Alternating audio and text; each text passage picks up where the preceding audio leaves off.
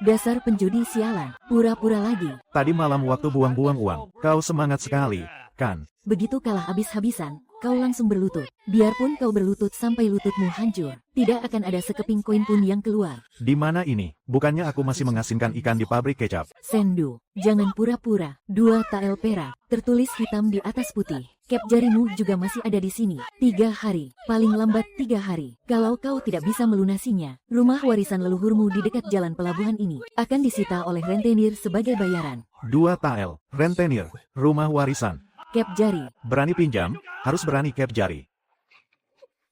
Sendu, 27 tahun, penjudi busuk dari desa Dajiang. Aku telah menjadi dirinya. Bibi Liuniang, buat apa buang-buang waktu bicara dengannya? 3 hari itu sudah terlalu berbaik hati. Fugui, jangan ikut campur. Hari ini aku datang untuk menagih utang. Kau kan tahu sendiri orang ini seperti apa. Mulutnya saja bilang mau bayar. Tapi nanti panci di rumah pun bisa digadaikannya buat beli arak. Dia sudah benar-benar mempermalukan nama keluarga Sen kita. Putri keluarga Su yang menikah dengannya itu. Benar-benar sial 7 turunan.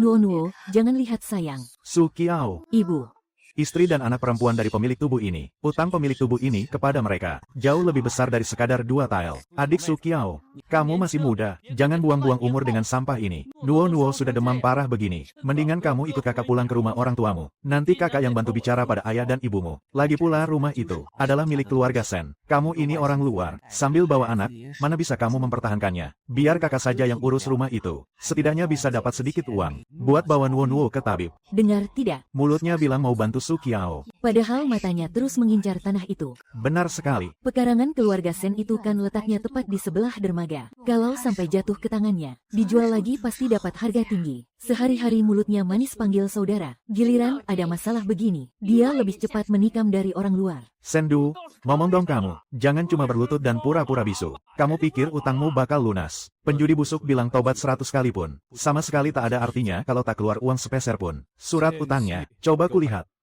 Kenapa? Mau ngeles? Aku cuma mau lihat jumlah utangnya. Pokok pinjamannya 2 tael. Aku mengakuinya. Oh, hari ini kamu bertingkah layaknya manusia. Iya. Kalau sudah lihat, buruan bayar. 3 hari lagi. Aku bayar lunas padamu.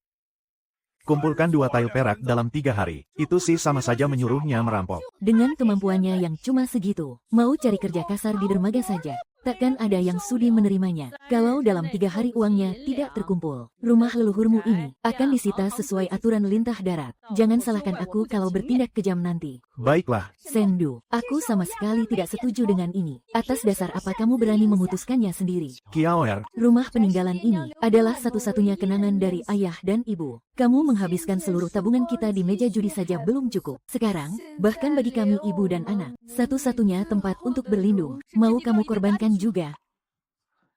aku janji pasti akan melunasi uangnya. Setiap kali, kamu selalu saja bicara begitu. Di rumah cuma tersisa sedikit uang. Itu disimpan untuk Nuo, untuk menebus obat penurun panasnya. Kalau di dalam hatimu, masih belum bisa melepaskan judimu itu. Hari ini juga aku akan membawa Nuo pulang ke rumah orang tuaku. Dan sejak saat ini, aku tidak akan pernah lagi menginjakkan kaki di tempat ini.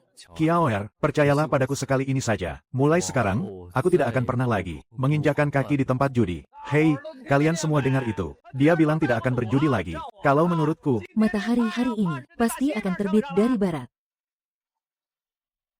Kak Zanau, sekeranjang ikan ruca ini mau diapakan? Baunya sangat amis dan dagingnya sedikit. Setengah keping uang pun tidak ada harganya. Buang saja ke sungai untuk makanan bebek. Ikan sekecil ini, durinya lebih banyak daripada dagingnya. Tidak ada yang mau membuang waktu untuk memilahnya. Benar sekali. Habis waktu setengah hari cuma untuk memilahnya. Makan 2 suap saja, mulut sudah penuh duri halus. Siapa juga yang mau repot-repot mengurus barang begini? Bos, tambah 1 mangkuk ikan campur rebus lagi. Orang-orang hanya menganggap ini sampah untuk pakan bebek. Tapi asalkan bau amisnya dihilangkan, lalu direbus perlahan sampai tulang dan dagingnya empuk. Inilah yang menjadi awal kesuksesanku. Masakan pertamaku. Sendu, mau apa kamu lari ke tepi sungai? Keranjang berisi ikan campur ini. Berapa harganya? Kamu sungguh mau membeli tumpukan rongsokan pakan bebek ini? Ya, aku beli. Sendu, hal bodoh apalagi yang mau kamu perbuat? Hahaha. Simpan baik-baik uang untuk membeli obat Nuo itu. Aku tidak akan menyentuh uangnya sepeser pun. Sebutkan saja harganya. HMPH. Karena kamu bersikeras mempermalukan dirimu sendiri, akan aku kabulkan. 3 keping koin, 1 ember ikan campur ini jadi milikmu. Kurang setengah keping pun tidak boleh. Sepakat. Nuo masih demam tinggi. Aku tahu. Kalau sudah tahu, kenapa kamu masih membeli ikan busuk pakan bebek ini? Iya, Apa kamu sungguh ingin membuat kami berdua mati? Baru kamu merasa puas? Su Qiao, aku mengerti. Sekarang, sebanyak apapun aku bicara, kamu tetap tidak akan percaya padaku. Kalau kamu benar-benar tidak bisa memahaminya, anggap saja aku ini orang gila. 3 keping koin ini, anggap saja aku meminjamnya darimu. Aku hanya memakainya untuk beli ikan-ikan kecil ini. Aku tidak akan menyentuh sepeser pun. Tabungan untuk beli obat Nuonuo. Dalam 3 hari ke depan, jika aku tidak bisa mengumpulkan 2 tael perak, kau boleh langsung bawa Nuonuo pulang ke rumah ibumu. Aku tidak akan mencegah kalian sedikit pun. Ini terakhir kalinya aku menuruti maumu. Ambil 3 keping koin ini. Sendu, kalau kau benar-benar bisa membuat tumpukan pakan bebek ini terjual, nanti setiap kali aku melihatmu, aku akan memanggilmu Bos Sen. Kalau begitu kau harus latihan berteriak dari sekarang. Siapa tahu bos Sen kita ini benar-benar mengandalkan sekeranjang pakan bebek dan menjadi orang kaya, ya kan? Astaga, bau amisnya menyengat sekali. Hanya bebek di sungai yang mau memakannya. Dalam waktu 3 hari, 2 tael perak pasti akan aku kumpulkan. Rumah peninggalan keluarga tidak akan disita. Kau dan Nuonuo juga tidak perlu pergi dari sini. Sendu, kau sebaiknya ingat baik-baik semua perkataanmu hari ini. Jangan berani menginjakkan kaki ke dalam rumah. Aku tidak akan masuk. Kalau kau mau mengurus ikan-ikan sisa itu, lakukan saja di halaman depan. Jangan sampai kau membawa barang amis dan kotor itu. Masuk ke dalam dapur. Nuonuo masih demam tinggi. Dia butuh banyak istirahat. Sedang apa kau? Air darahnya tidak boleh mengalir ke seluruh halaman. Aku akan membuat saluran air. Untuk apa kau menaburkan garam ke dalam air itu? Untuk menghilangkan bau amis, sampai ikan-ikan ini menjadi makanan yang lezat. Ikan untuk pakan bebek saja kok banyak sekali aturannya. Memang mulutmu ini yang paling pintar menipu. Biar aku saja. Kiaoer, Aku bukan mau membantumu. Aku cuma takut kamu mengotori sumur. Sendu, kamu sekarang beralih jadi penjual ikan. Iya. Bibi Tian, pinjami aku segayung abu gosok. Besok pagi aku beri 2 ekor ikan untuk keluargamu sebagai gantinya. 12. Wah, sekarang sudah tahu sopan santun ya. Sudah tahu juga kalau meminjam itu harus mengembalikan. Kalau cucianmu tidak bersih, jangan salahkan abuku yang jelek. Terima kasih, Bibi Tian. Besok pagi pasti ku berikan. Dia bahkan bisa bilang terima kasih. Ibu, sepertinya baunya sudah tidak terlalu amis. Kamu belajar dari mana semua ini? Dulu aku pernah melihat orang melakukannya. Kalau bumbunya tidak meresap, direbus pun nanti baunya tetap amis lumpur. Oh, begini mengolahnya ikan memang harus diolah seperti ini. Ikan memang harus diolah seperti ini. Di rumah masih ada sisa uang berapa? Kamu mau melakukan apa lagi? Beli garam kasar, jahe, daun bawang, lada, dan adas. Dan sepotong kecil kayu manis. Rempah? Kamu mau pakai rempah semahal itu hanya untuk memasak ikan sisa ini? Kalau aromanya tidak keluar, ikannya tidak akan laku dijual. 3 keping sudah diberikan pada Liu Zanao. Uang obat Nuonuo juga harus disisihkan. Totalnya cuma tersisa 10 keping. Sendu, ini sisa uang terakhir yang kita punya di rumah. Suansi, garam kasar 2 keping, jahe dan daun bawang 2 keping, adas dan lada 5 keping, ikan 1 keping. Sisanya buat upah jalanmu. Dicuci bersih dan direbus perlahan, ini sudah bisa dimakan. Kalau rasanya enak, malah bisa jadi uang. Api sekecil ini, apa bisa matang sampai ke dalam? Kalau apinya terlalu besar, kulitnya nanti hancur. Tulangnya masih keras. Ikan ini harus direbus sampai tulangnya benar-benar lunak. Rasanya sih lumayan, tapi sudah tidak bisa diselamatkan lagi. Sudah kubilang, mana mungkin semudah itu. Kalau tidak bisa dijual ya sudah. Jangan masukkan kayu bakar lagi ke tungku. Kamu mau apa lagi? Sendu, rempah-rempah itu dibeli pakai uang loh. Kalau gagal, jangan dipaksa untuk dijual. Kalau hari ini kita asal-asalan menjual sepanci ikan amis ini, besok seluruh orang di pelabuhan akan ingat. Kalau keluarga Sen menjual makanan bebek, kali ini apinya harus dijaga. Gunakan api kecil dulu, lalu rebus perlahan dengan bara apinya. Apinya tidak boleh mati semalaman. Kamu kelihatannya sudah sangat terbiasa melakukan ini. Su Qiao, tengah malam begini rumahmu. Sedang masak apa sih? Kok wangi banget?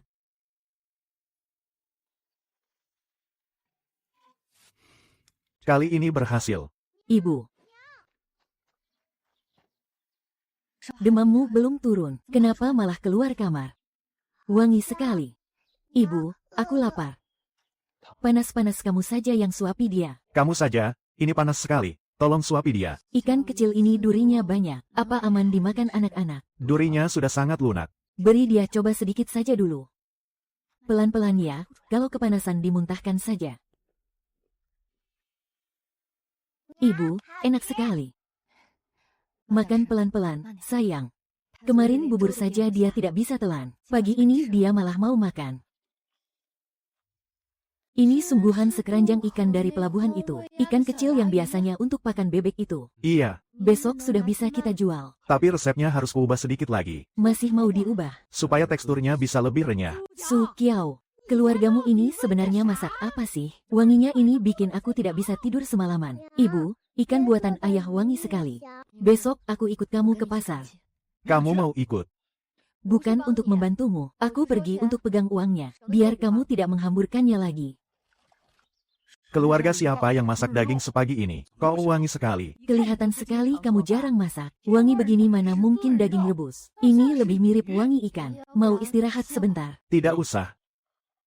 Sayur segar, sayur segar. Ayo mampir, jangan sampai terlewat. Kue goreng yang harum. Jual apa kamu? Ikan crispy ikan campur dari sungai. Bau amis ikan, jauh-jauh dari panci suku. Jangan sampai merusak aroma miku. Apa kita pindah tempat saja? Tidak usah. Bibi, kenapa ikan ini tidak bau amis sama sekali? Malah wangi banget. Wah, bukankah ini sendu? Semuanya, ayo cepat kemari. Si penjudi dari desa Daji yang sudah berhenti minum, malah memunguti. Ikan sisa pakan bebek untuk dijual. Makanan yang dijual oleh seorang penjudi. Siapa yang berani memakannya? Kalau dimakan, jangan-jangan nanti ketularan kecanduan judi. Kenapa kamu diam saja? Bukankah kemarin kamu sesumbar mau bayar 2 tahil dalam 3 hari? Hari ini rencananya mau bayar pakai sekeranjang pakan bebek ini. Iya. Uang. Kalau tidak enak, tidak usah bayar. Hahaha. Tulang ikan mana bisa renyah? Mulutmu itu lebih keras daripada tulang ikan. Kalau tulang ikan ini bisa renyah, Aku berani telan ikan ini beserta keranjangnya. cicipi dulu, gratis kok. Kalau sampai ada duri yang menusuk mulutmu, bukan cuma gratis, aku juga akan ganti rugi. Hahaha. Wanginya sih sedap banget. Tapi ini kan buatan si pemabuk sen. Jangan jadi yang pertama nyoba. Nanti kalau sakit perut bagaimana? Cicipi saja tidak apa-apa. Lagian bos Sen ini banyak uang. Kalau sampai sakit perut, suruh saja dia ganti rugi. Aku sih tidak mau jadi kelinci percobaan. Sini, biar aku yang coba. Kenapa? Mulutmu tertusuk duri ya? Sampai tidak bisa bicara begitu. Hahaha. Beri aku satu lagi. Ikan ini langsung lumer di mulut. Benar-benar tidak ada durinya sama sekali. Ah, masa sih?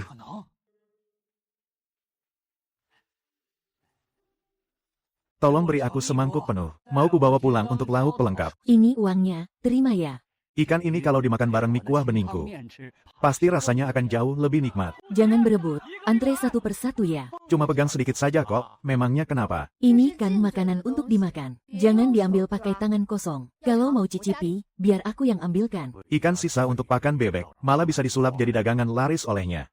Kalau dia sepintar itu cari uang, pasti dia tidak keberatan kalau aku menaikkan harganya.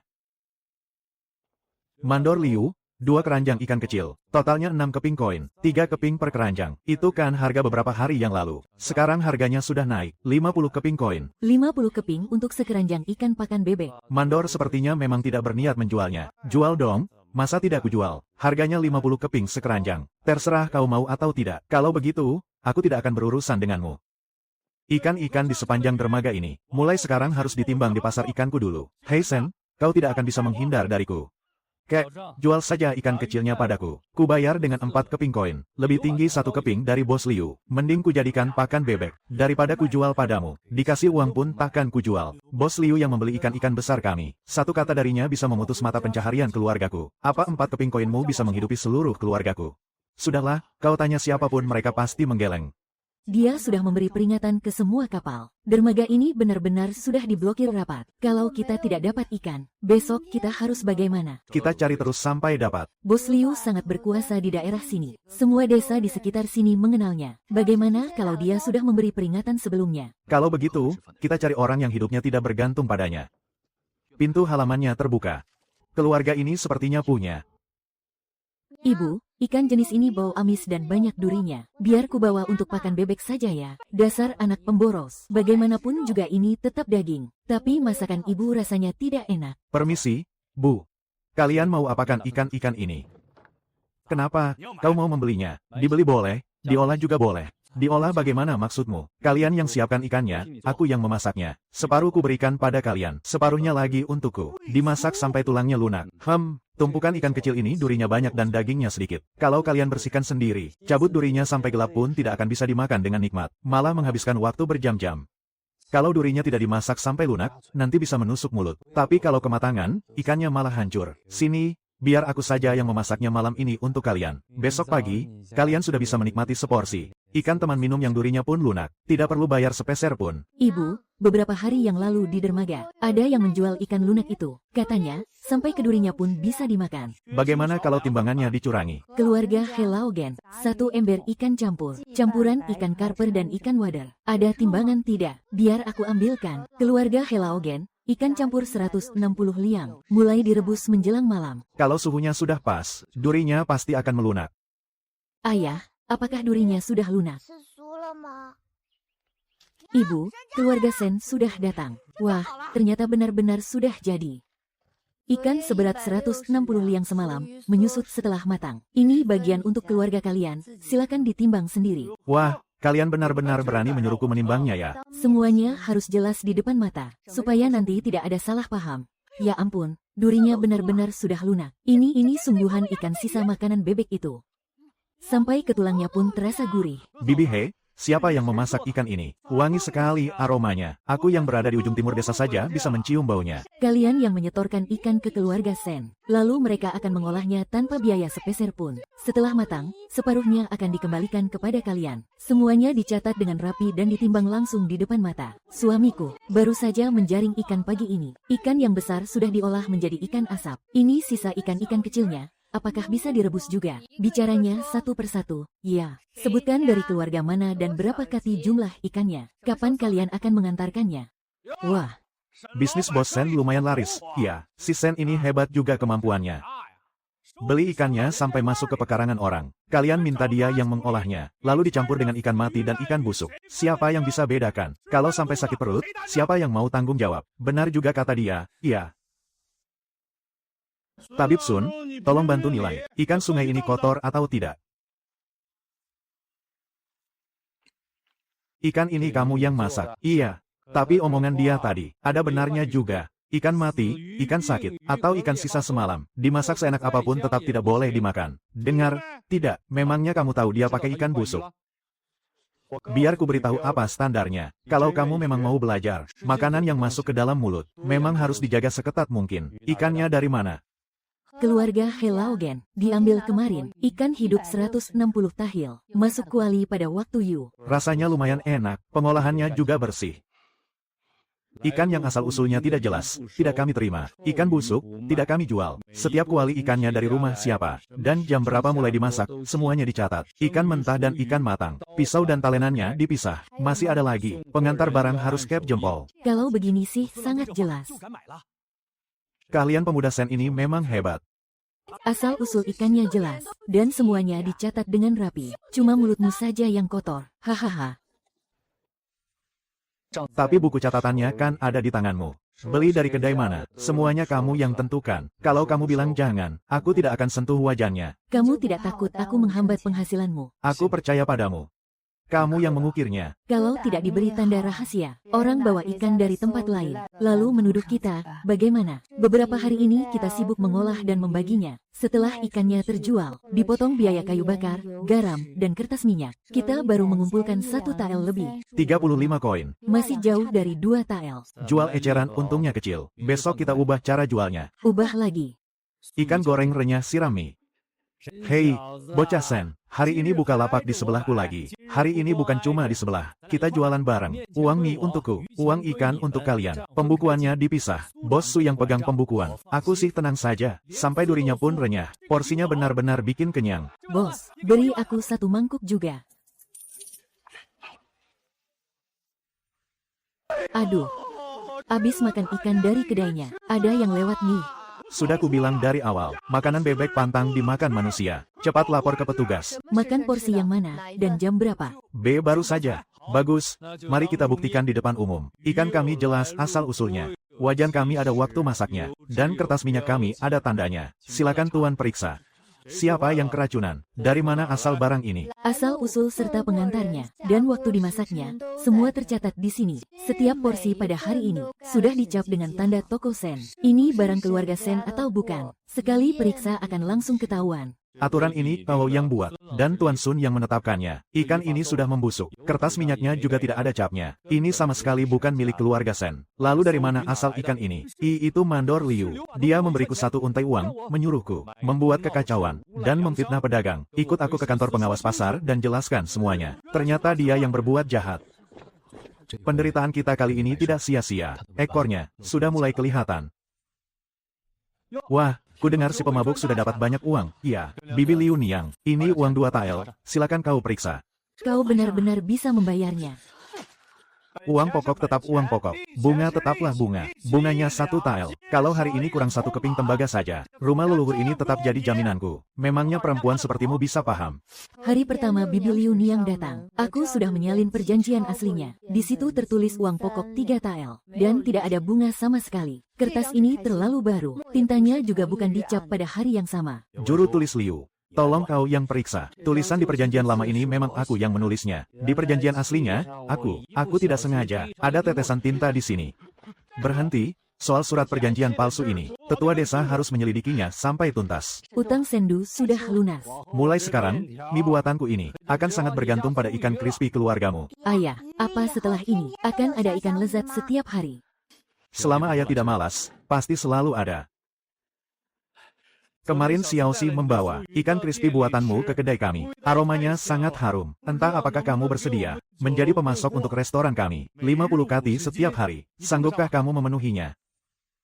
Restoran Wang Jiang meminta 50 kati. Walaupun kita berdua tidak makan dan tidak minum, dihitung secara maksimal dalam sehari. Kita cuma bisa membuat 50 kati. Kalau terus-terusan begini, uangnya belum seberapa. Tapi badan kita sudah hancur duluan. Kita tidak akan sanggup menerima pesanan ini kalau cuma berdua. Ayah, Ibu, kenapa kalian belum tidur? Ini kami baru mau tidur, nak. Kita harus mencari pegawai. Mulai besok, kita juga bisa menambah menu baru. Menu baru, kedai Sen mencari pegawai. Makan ditanggung, gaji bulanan dihitung dari hasil kerja. Belajar dulu baru bekerja. Tidak boleh malas. Sendu, aku mau daftar. Mei Niang. Padahal dulu kamu, yang paling parah kalau memakinya. Memaki ya memaki. Tapi aku sungguh kagum dengan keahliannya. Suamiku itu seorang nelayan. Jadi kalau soal urusan membersihkan ikan, tidak ada seorang pun di desa ini yang lebih gesit dariku. Kamu ku terima. Pada bengong ngapain? Kedai Sen sedia makan, digaji bulanan lagi. Lebih enak daripada ngasuh anak di rumah. Bener banget.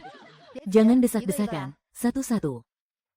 Guru, resep ikan tulang lunaknya bakal diajarin tidak? Mulai hari ini, Dibagi jadi 4 bagian. bersihkan sisik dan isi perutnya. Di bawah tanggung jawab Mei Niang. Proses lainnya punya tugas masing-masing. Semuanya dilarang keluyuran. Soal belah ikan dan buang insang. Siapa yang lebih cepat dari aku? Sini kalau berani tanding. 4 tahap pengerjaan ini dipisah. Jadi tidak ada yang tahu resep lengkapnya. Bukannya aku tidak percaya kalian. Tapi ini nyawa usaha kita. Dan juga sumber rezeki. Untuk kalian. Zheng Fu, sedang apa kamu? Aku lihat api kompornya kebesaran. Takut gosong. Urusan api biar aku. Kamu kembali bungkus barang sana. Baik. Tatapan orang ini mencurigakan. Awasi dia. Pembagian tugas ini memang untuk mencegah hal seperti ini.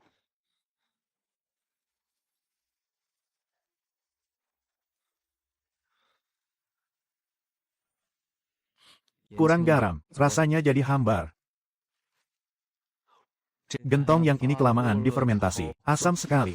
Ini sudah gentong yang ke-9. Kalau produk ini berhasil dibuat, ikan kita baru bisa dipasarkan keluar dari desa ini. Buat apa dipasarkan keluar desa? Pesanan dari kota saja belum sanggup kita penuhi. Kota ini terlalu kecil. Ikan ini, cepat atau lambat kita akan ke kota provinsi. Pergi ke tempat yang lebih jauh lagi. Sudah jadi. Nanti ikan-ikan yang biasanya cuma buat pakan bebek, ikan-ikan kecil itu bisa dibuat jadi saus ikan. Yang agak besar dibuat jadi ikan goreng renyah. Di mana Zheng Fu? Toko baru ikan renyah Sen telah dibuka. Harganya separuh lebih murah dari toko lama. Bahkan durinya juga renyah loh. Ini, sama yang dijual kakak Zhang di dermaga. Di sebelah kedai mie itu, kok rasanya beda ya? Ini kan dari resep yang sama, mana mungkin palsu? Dari mana datangnya ikan sen palsu ini? Aroma ikan sen jauh lebih harum dari ini. Toko Sen, suamiku makan ikan dari tokomu. Dia jadi muntah dan diare. Badannya sampai kurus kering. Produk Toko Sen selalu ada capnya. Apa ikan yang kalian beli ada capnya? Ini adalah cap merah kami. Benar-benar berbeda. Ikan ini sudah busuk, lalu ditutupi dengan banyak garam dan bumbu. Mereka ingin menutupi bau busuknya. Pasti bikin sakit kalau dimakan. Setengah resep yang ada pada Zheng Fu itu, ternyata benar-benar bocor keluar. Ada yang menggunakan nama Toko Sen sebagai kedok untuk jualan ikan dan mencelakai orang. Barang palsu itu membuat orang sakit, tapi kita yang malah kena getahnya. Kalau hal ini sampai tersebar, reputasi Toko Sen akan hancur. Kita tidak melaporkan ini ke pengadilan. Tidak menuntutnya. Tuntut 1, akan muncul 10 lagi. Untuk menyingkirkan barang palsu, kita harus membuat seluruh warga kota bisa mengenali sendiri mana produk sen yang asli. Produk sen yang asli, ada 3 ciri untuk mengenalinya. Pertama, lihat tulangnya, sampai ke duri-durinya pun renyah. Dikunyah pun tidak menusuk mulut. Kedua, lihat cap stempel lilin merahnya. Ada cap bakar di tusukan bambunya. Kalau kurang 1 saja, berarti bukan buatan toko kami. Ketiga, lihat catatan pembukuannya, ikan yang mana, untuk siapa, dan jam berapa dimasak. Buku catatanku ini mencatat semuanya dengan sangat rinci. Kurir pengantarnya juga sudah cap jempol. Membeli produk Toko Sen milikku, pastinya terjamin jelas asal-usulnya. Petugas pasar sudah pergi untuk menangkap pedagang palsu itu. Kedepannya pastikan dengan benar, kalau sampai salah beli, petugas pasar yang akan membela kalian. Pantas saja yang harganya murah itu, semuanya palsu. Mulai sekarang, tidak peduli siapa yang memajang papan nama Toko Sen, lihat dulu stempel merahnya. Kalau stempelnya salah, berarti itu barang palsu yang berbahaya. Ayo, ikan bagus harga murah. Pasti karena ikan jualanmu, sampai ada orang yang keracunan. 秋训要来了，没了鱼，作坊打就得停，几十号人的生计都悬在这场训上。 Sendu, pasang surut musim gugur sudah tiba. Setengah bulan ke depan tidak ada yang bisa melaut. Tidak ada ikan yang bisa dimasak. Lalu restoran Wang Jiang, bagaimana kita memenuhi pesanan harian mereka? Suamiku, perahunya bahkan sudah ditarik ke darat. Lalu bagaimana dengan gaji bulan ini? Siapa bilang kita tidak punya stok? Ikan, kamu sudah menimbunnya sejak awal. Beberapa hari yang lalu di pasar kota, ku dengar ikan jenis ini bisa disimpan lama. Jadi aku sudah berjaga-jaga. Saat masih banyak ikan di sungai, aku sudah buat lebih banyak dan menutupnya rapat-rapat. Selama musim air pasang beberapa hari ini, kita jual ini dulu. 30 kendi ikan awetan, dan belasan guci pasta ikan. Jadi, kita tidak bisa hanya mengandalkan stok yang sedikit ini dan terus memakai simpanan kita. Mumpung masih ada waktu, aku akan pergi, membeli ikan sebanyak mungkin, lalu mengolah semuanya menjadi pasta ikan. Bos Sen, biasanya saat musim banjir musim gugur, semua rumah makan di kota ini, tidak ada yang menjual menu ikan. Tapi sekarang, setiap hari para pelanggan Memesan ikan goreng renyah buatanmu itu, apa kau masih sanggup memenuhi pesanannya? Mungkin sanggup untuk beberapa hari pertama, tapi setelah itu, kalau kau sampai kehabisan stok untukku, bagaimana aku harus menjelaskannya pada para pelanggan? Tidak akan kehabisan. Kalau ikan renyahnya habis, masih ada pasta ikan. Ikannya. stok untuk 3 hari, sudah berkurang hampir separuhnya. Restoran Wang Jiang terus mendesak kita. Rumah makan lain di kota ini juga kehabisan stok. Semua orang jadi berebut pesan ke kita. Kalau kita terus berjualan seperti ini, stoknya tidak akan bertahan sampai air surut. Selama setengah bulan di sungai, tidak ada perahu yang boleh berlayar. Sekarang kita harus bagaimana? Kita tidak bisa diam saja melihat stok kita habis, kan? Di sungai memang tidak ada ikan, tapi bukan berarti di tempat lain juga tidak ada. Tahun ini musim banjir datang lebih awal. Banyak tambak ikan milik orang-orang. Ikannya sudah habis tersapu air. Kalau airnya sampai meluap melewati tanggul, tambakku ini juga akan hancur. Jerih payahku selama setahun ini akan terbuang sia-sia.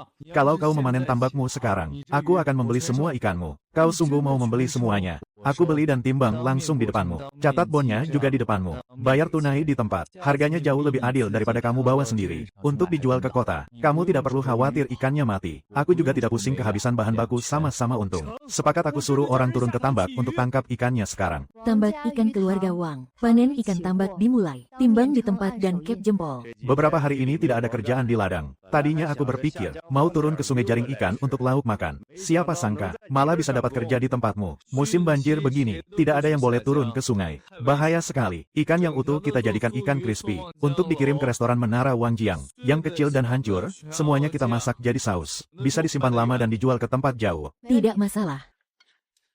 Saat toko lain kehabisan stok beberapa hari ini, justru kita yang beruntung. Inilah waktunya kita kuasai pasar. Ikan tambak memang sedikit lebih mahal, tapi bisa menyelamatkan kita dari kekosongan stok dan kerugian besar karena merusak nama baik toko. Perhitungan ini sangat sepadan.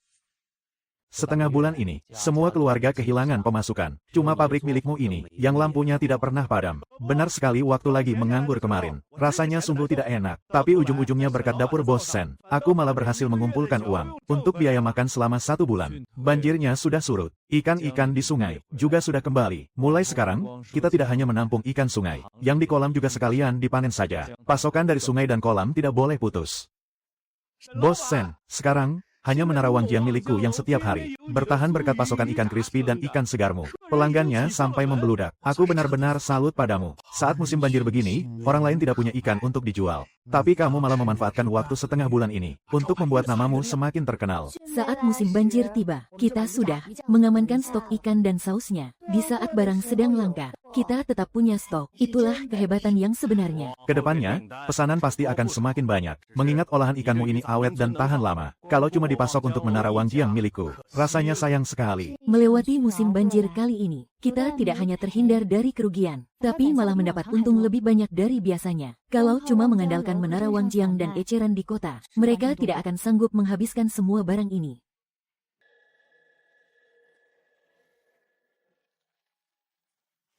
Jadi ini yang namanya ikan crispy ya. Kalau disegel di dalam guci begini, bisa tahan berapa lama tanpa basi? Asal segelnya rapat, rasanya tidak akan berubah sampai 2 atau 3 bulan. Diguncang selama perjalanan pun bentuknya tidak akan hancur. Saya datang dari ibu kota provinsi, menempuh perjalanan selama 3 hari. Ikan segar pasti sudah membusuk sebelum dibawa sejauh puluhan kilometer. Restoran dan pedagang di kota sana belum pernah melihat olahan ikan yang durinya bisa selembut ini. Apalagi yang sanggup diangkut dengan kereta kuda dari jarak jauh. Hei Naksen, mangsa besar sudah memakan umpan nih. Bos Sen, untuk pesanan pertama ini, saya mau ambil 200 guci dulu, untuk dikirim ke kota provinsi. Kalau di gudangmu ada barang yang siap sedia, saya akan bawa sekarang juga. Kedepannya, permintaan dari kota pasti akan sangat besar. Selama Anda sanggup memenuhi pasokannya, saya akan terus membelinya sepanjang tahun. Astaga, luar biasa. Stok ini benar-benar cukup untuk muatan pertamaku. 200 guci, aku punya. Tapi jarak ke kota Zhou itu jauh. Apa gucinya bisa menahan guncangan? Apa bisa menahan teriknya matahari? Sampai di sana, apa rasanya masih akan tetap sama? Aku belum pernah mengujinya. Kau benar. Jualan di dekat sini itu satu hal, tapi mengirim barang jauh itu hal lain lagi. Garam, daun teratai, dan suhu panas saat menyegel gucinya. Meleset sedikit saja, satu guci bisa hancur di jalan. Satu guci rusak, hancurlah reputasi toko Sen. Pada penampilan perdananya di kota Zhou. Baguslah kau tidak asal menyanggupi kalau belum pernah mengujinya. Baiklah, untuk perjalanan pertama ini, kalau gucinya bermasalah di jalan, biar aku yang tanggung. Aku takkan menyalahkanmu. Kalau jalan ini terbuka, kedepannya kita akan sering berbisnis. Perjalanan kali ini adalah langkah pertama toko Sen keluar dari desa ini. Selain sudah melunasi utang lama, memotong upah bulanan pekerja, dan membeli garam, kayu bakar, serta guci, kita masih mengantongi puluhan tael. Setengah tahun yang lalu, aku bahkan tidak berani memimpikannya hal ini. Tapi Tuan Chen ingin mengirim barang ke kota Zhou. Kalau langkah ini kita ambil, ini bukan lagi sekadar urusan desa atau kota kita. Kau benar-benar ingin pergi. Kiaoer, coba kau pikirkan, setengah tahun yang lalu, ikan-ikan ini cuma sisa pakan bebek. Sekarang di musim banjir saat yang lain kehabisan stok. Seluruh pemilik tambak di desa ini, semuanya menjual ikan pada kita. Puluhan orang bergantung pada beberapa kuali kita untuk makan. Kota kita ini kecil, ikan dan tenaga dari beberapa keluarga saja tidak akan pernah cukup untuk memuaskan seluruh kota Zhou. Tapi, selama merek toko Sen berhasil berdiri tegak di kota Zhou, bayangkan berapa banyak keluarga di desa Taijiang yang ikannya akan punya tempat untuk dijual, dan berapa banyak orang menganggur yang akan punya pekerjaan. Jalan ini pantas untuk kita tempuh. Kalau begitu, ayo berangkat. Sampai di kota Zhou, aku yang akan urus uangnya. Coba lihat semuanya. Ikan dari desa Dajiang kita mau diangkut pakai kereta kuda ke kota Zhou nih. Dulu, mana ada yang berani membayangkan hal ini. Padahal dulunya, ikan ini cuma buat pakan bebek. Sekarang malah jadi barang berharga yang dijual ke kota Zhou. Ayah, apa ayah mau pergi ke tempat yang sangat jauh? Terus, apa ayah bakal pulang? Pasti pulang. Kalau ayah dan ikan-ikan ini sudah mapan di kota Zhou, ayah pasti pulang. Bos Sen, aku harus bicara pahitnya dulu nih di awal. Kota Zhou itu beda sama desa kita. Bisnis ikan di sana, sejak lama sudah dikuasai oleh beberapa toko besar yang mapan. Guci-guci ikanmu ini begitu masuk kota, laku atau tidaknya itu belum pasti. Ikan buatanku ini tahan di bawah perjalanan ribuan mil. Deretan toko di sepanjang jalan ini saja, jauh lebih ramai dari seluruh kota kita. Bos Sen, barangmu sudah aku terima. Tapi, aku mau perjelas satu hal dulu dari awal. Ikan dan makanan awetan di kota Zhou, sebagian besar dikuasai oleh toko Longchang, milik Tuan Zhou. Restoran yang mau kulakan, ataupun gudang dan toko-toko kecil, semuanya harus tunduk dan minta persetujuan darinya. 200 guci milikmu ini, berani aku tampung kalau untuk aku jual sendiri. Tapi kalau kalian mau menawarkannya ke berbagai restoran, mereka belum tentu berani menerimanya. Artinya, tanpa izin dari toko Longchang, barang kalian tidak akan bisa masuk ke pasar kota Zhou. Toko kelontongku ini, menampung 200 gucimu saja rasanya sudah kewalahan. Kalau lebih dari itu, aku tidak berani menyinggung perasaan Tuan Zhou. Kalau tidak bisa menembus masuk ke restoran, kita jual saja dulu ke orang-orang di jalanan. Orang-orang kota Zhou kan belum pernah mencicipinya. Kita harus membiarkan mereka mencobanya. Kamu mau nekat buka lapak di pinggir jalan. Buka lapak untuk barang dari luar di kota Zhou itu. Tapi tidak semudah itu. Mudah atau tidak, kita baru tahu setelah mulai jualan. Selama beberapa waktu ini, barang yang kamu ambil dariku, biar aku yang bantu jual. Uangnya buatmu. Entah bagaimana kabar Nuo di rumah Bibi Tian. Dia rewel atau tidak? Ya. Kalau kita sudah mapan di kota ini, hal pertama yang akan kulakukan adalah menjemputnya. Biar dia bisa melihat, ikan buatan ayah sudah menempuh jarak ribuan mil. Ikan dari desa. Memangnya di kota ini kurang ikan segar apa? Siapa juga yang sudi beli ikan asinan begini? Ikan segar di kota ini, dibeli hari ini, harus dimakan hari ini juga. Belum juga keluar gerbang kota, sudah pasti bau busuk. Tapi ikan tempayanku ini, bisa dibawa jalan 3 hari. Mau dikirim ke kampung halaman kalian, atau dibawa ke toko di luar kota. Begitu dibuka, rasanya tetap segar. Perjalanan 3 hari pun tidak akan basi. Tempayan ini dikirim sejak 3 hari lalu dari desa Dajiang lewat jalur air. Silakan kalian lihat dan cium sendiri aromanya.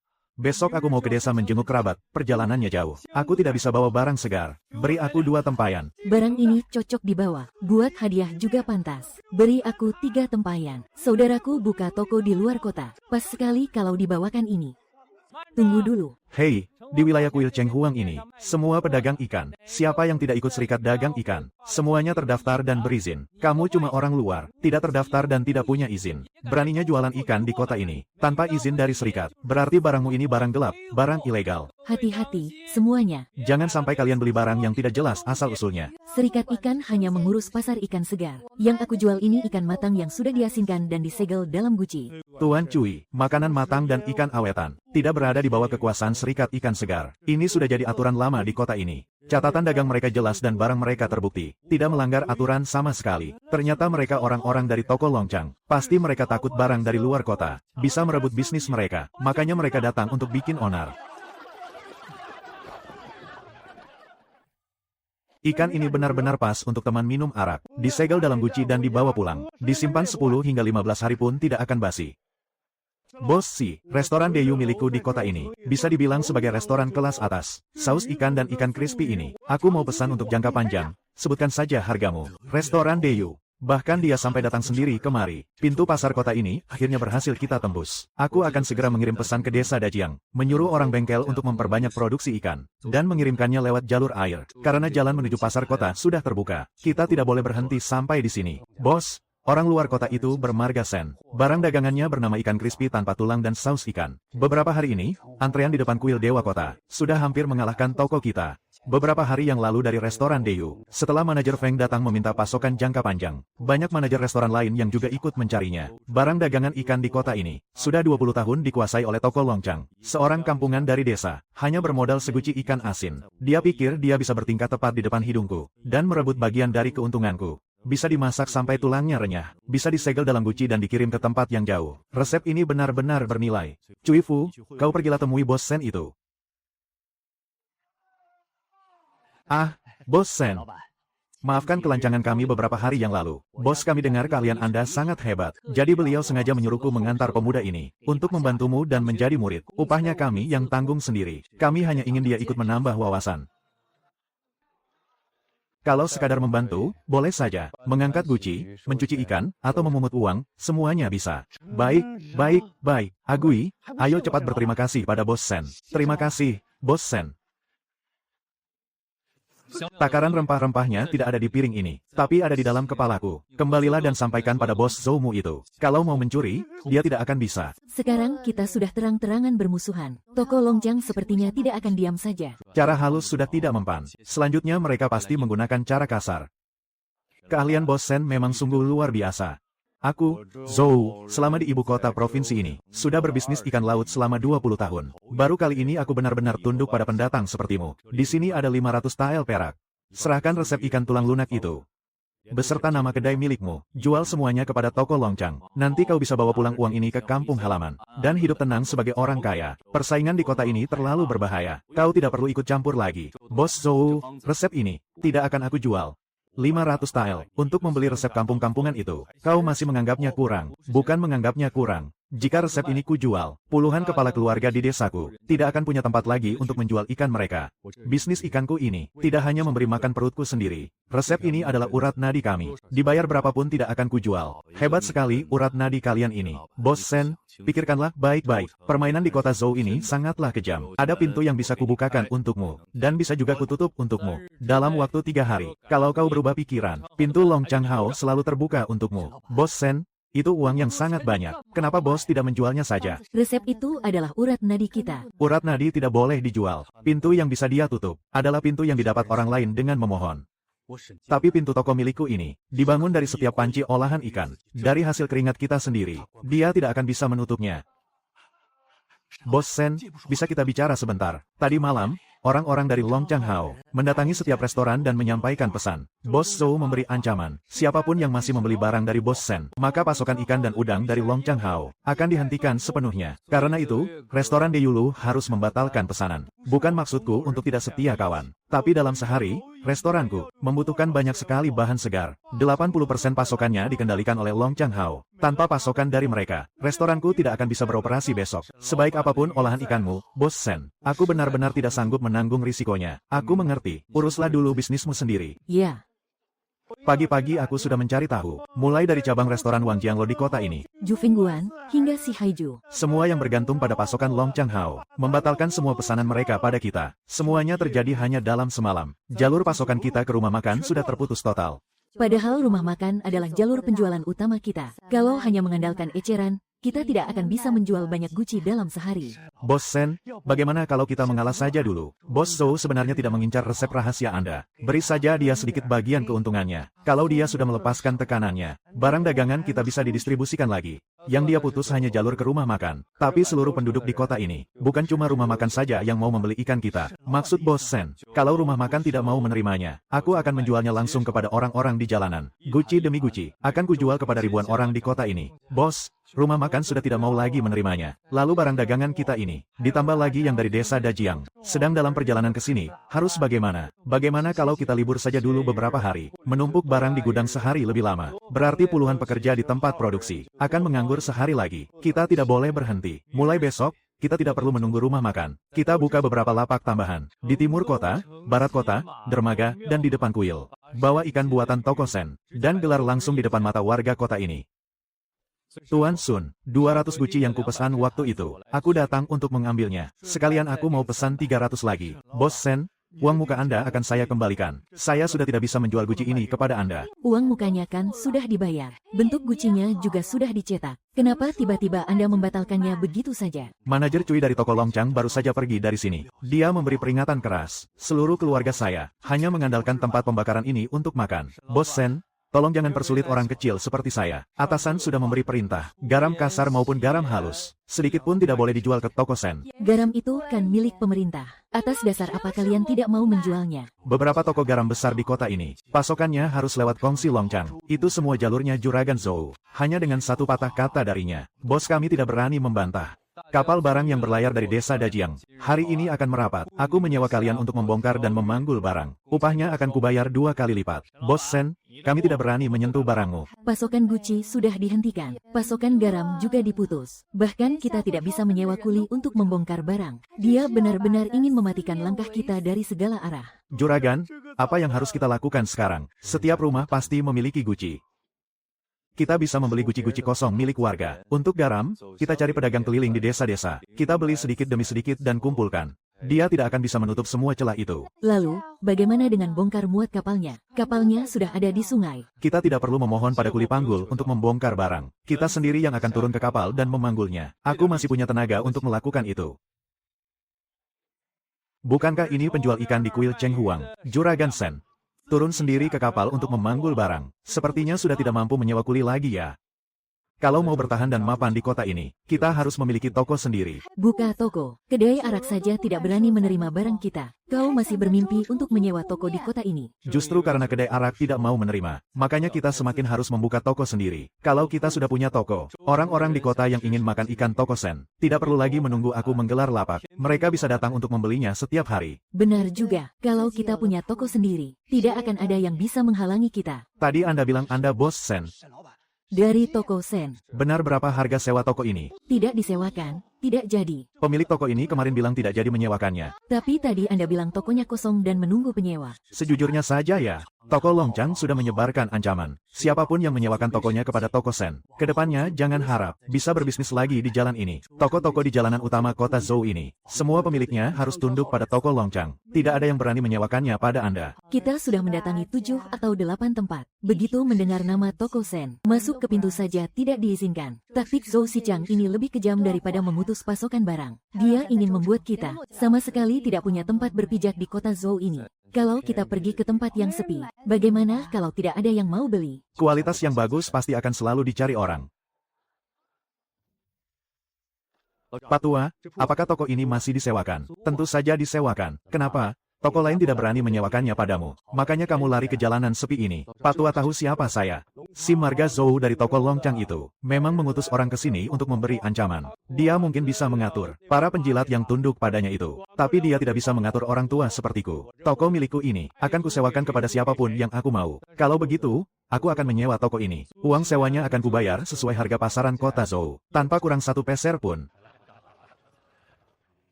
Wah, aromanya harum sekali.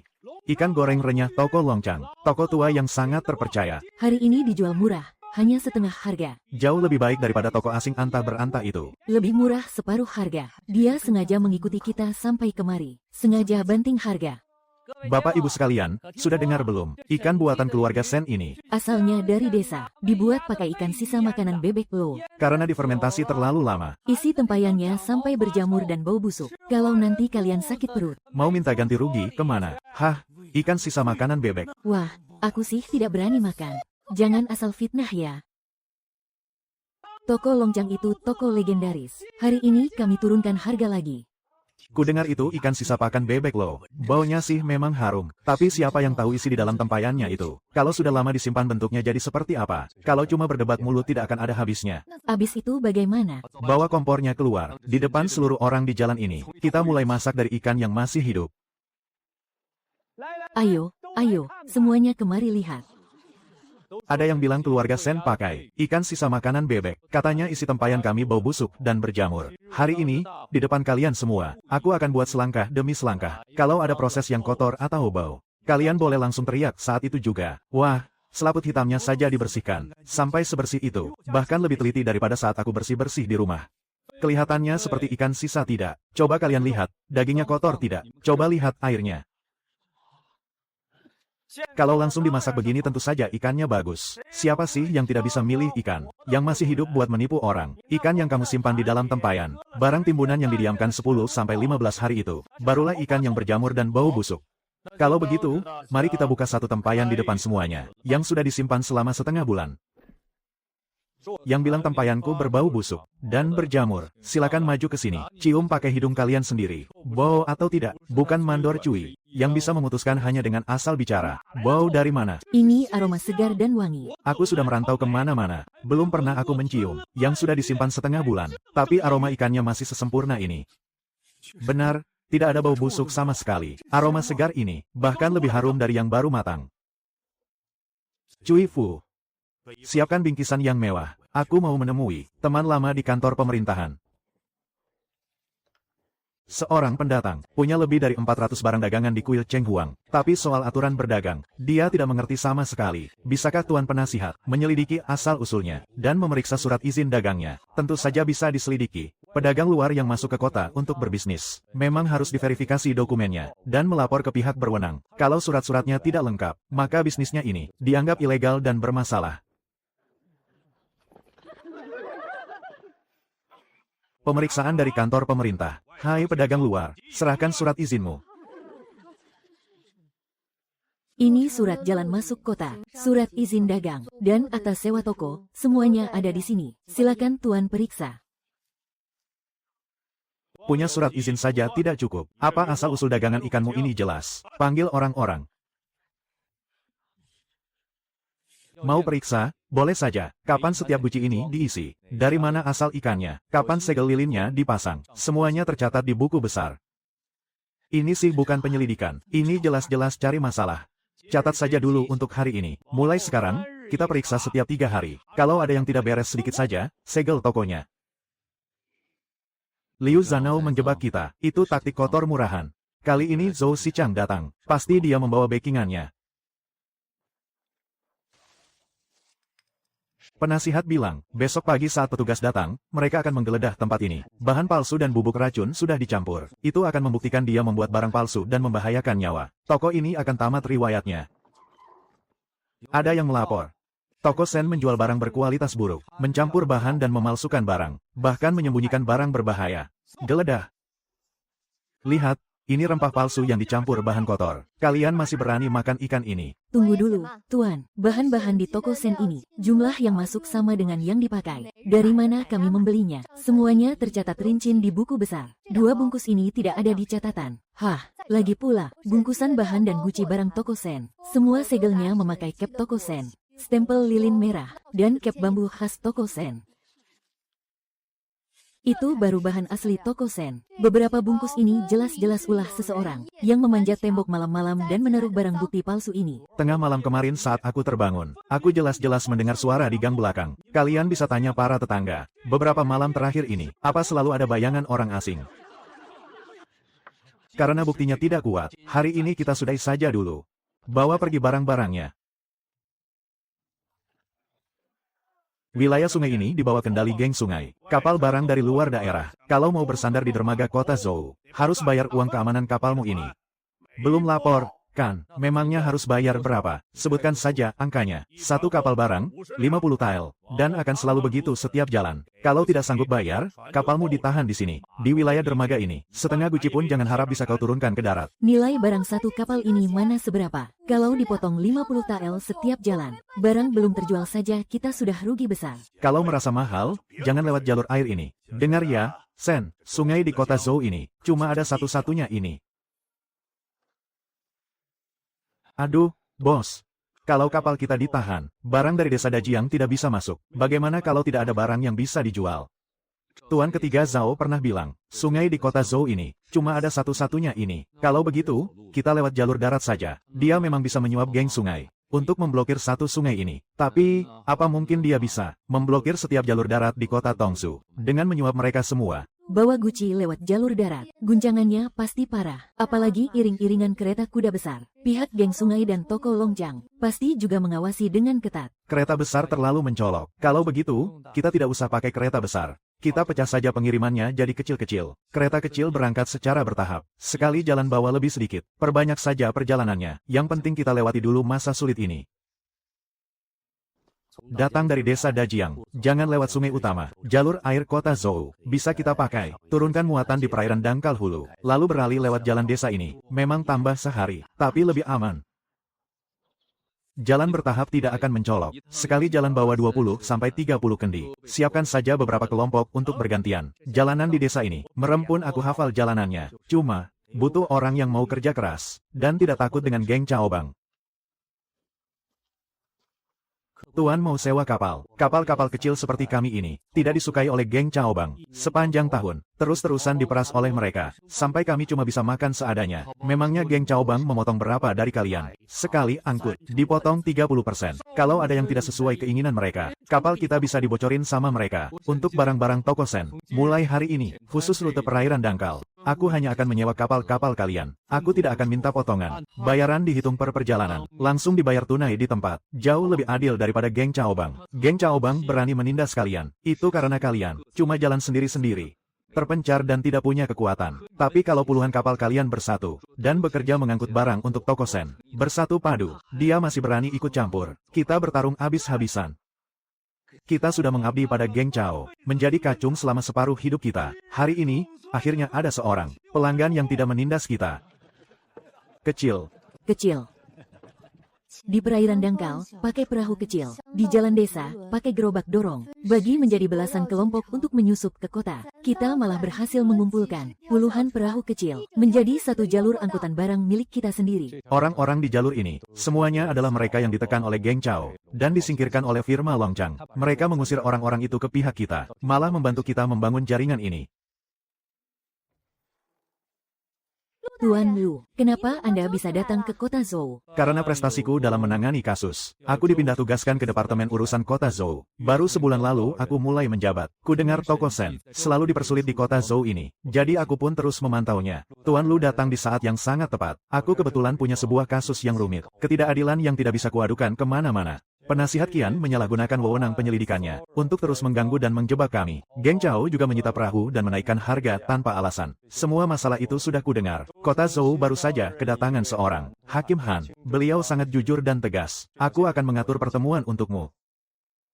Sidang dibuka. Lapor. Yang Mulia Hakim, penasihat Qian memakai dalih penyelidikan palsu untuk mengacau setiap 3 hari, memfitnah kami di dapur, serta merampas buku catatan dan surat tanah. Semuanya bisa dibuktikan. Tuan ketiga Zhao dari geng kapal menahan kapal tanpa alasan, dan seenaknya menaikkan harga angkut. Dia disuap oleh Zhou Xikang dari firma Longchang. Saksi dan barang bukti. Semuanya ada di sini. Penasihat Qian sebagai pejabat hukum, bukannya bersikap adil, malah menerima suap dari pedagang, merekayasa tuduhan, dan menjebak pedagang beras. Apa kau mengakui kejahatanmu? Hamba hanya menjalankan penyelidikan rutin. Barang bukti palsu itu, tidak ada segel lilin resmi dan tidak ada capnya. Jelas-jelas dilempar dari balik tembok pada malam hari. Pelayan dari penasihat Qian, sudah ditangkap oleh petugas, dan mengakui semuanya. Ini semua ulah Zhou Xikang. Zhou Xikang yang memberikan uang perak untuk meminta hal ini. Penasihat Qian memanipulasi hukum demi keuntungan pribadi. Copot jabatannya dan proses secara hukum. Tuan ketiga Zhao dari geng kapal yang memeras pedagang. Semuanya akan dihukum berat. Adapun Zhou Xikang dari firma Longchang, yang menyuap pejabat, bersekongkol dengan geng kapal, dan menjebak sesama pedagang, juga akan diadili bersama.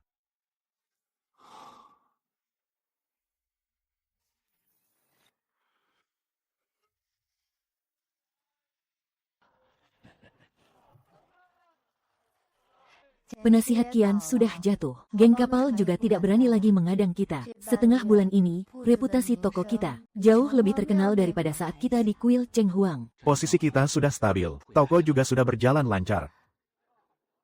Sudah saatnya kita menjemput Nuo Nuo. Setiap malam aku selalu memikirkannya. Hari saat kita pergi waktu itu, dia masih berpegangan pada kusen pintu Bibitian sambil menangis. Aku akan meminta tolong rombongan manajer Chen untuk mengirim surat ke desa Dajiang lebih dulu. Hahaha. Bibi Mei Niang, ibu dan ayah di mana? Mereka menunggumu di Zhoucheng. Ayo, Bibi antar kamu cari ayah dan ibu. Iya. Hehe. Ada yang culik anak di siang bolong. Tolong.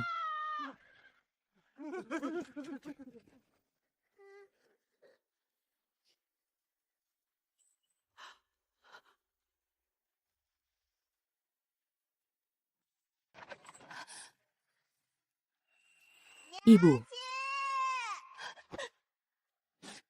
Nuo kesayangan ibu sudah tambah tinggi. Ayah, kalian pergi lama sekali. Aku setiap hari nunggu makan ikan. Wangi sekali baunya. Mulai sekarang tiap hari akan ada ikan. Tetap masakan ayah yang paling enak. Dulu waktu di desa, aku tidak pernah bermimpi. Suatu hari nanti, aku bisa punya toko di Zhoucheng. Ini baru awalnya saja. Kedepannya aku akan buat kalian berdua hidup lebih baik lagi. Bos Sen. Ada kejadian di jalan yang harus kuceritakan. Ada 2 laki-laki yang mencoba menculik Nuo Nuo. Mereka benar-benar sudah tidak punya malu, bahkan anak kecil pun tidak mereka lepaskan.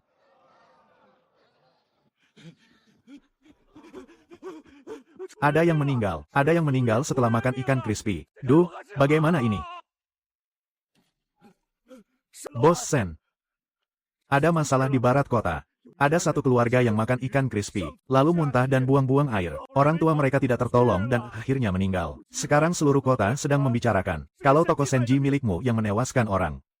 Barat kota, barang jualan toko Senji kita, belum pernah kita pasarkan ke barat kota. Pakai trik kotor ini lagi. Ayo, kita ke barat kota. Ternyata kamu.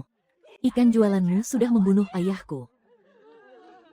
Aku turut berduka atas kepergian Paman Zhang. Tapi, dari mana sebenarnya ikan ini dibeli? Coba kau jelaskan baik-baik. Beberapa hari yang lalu, ada seorang pedagang keliling yang menjualnya dengan setengah harga. Dia bilang, itu ikan presto dari toko Sen. Para tetangga sekalian, dengarkan aku baik-baik. Ikan dari toko Sen milikku ini. Pertama, tidak pernah dijual lewat pedagang keliling. Kedua, tidak pernah diobral dengan setengah harga. Di wilayah barat kota ini, sejak toko Sen ini dibuka, belum ada satu tempayan pun yang kami jual ke sana. Barang yang tidak tercatat di buku pembukuan kami. Atas dasar apa kalian menyalahkan toko Sen?